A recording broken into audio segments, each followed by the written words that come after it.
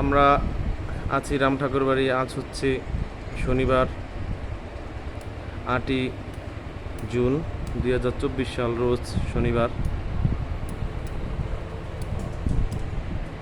এটা হচ্ছে রাম ঠাকুরের মেন মন্দিরের যেটা আখড়াটা, যেখানে প্রণামী দেওয়া হয় আর এখানে পূজা অর্চনা করা হয়। রাম ঠাকুরের ভক্তি মেন মন্দির, একেবারে সর্বশ্রেষ্ঠ মেন মন্দির, মেন যে পূজা অর্চনা করা হয় সেখানে আছে।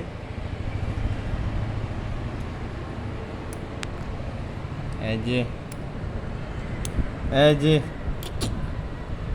মাথাটা নিচে আনতে রাখ।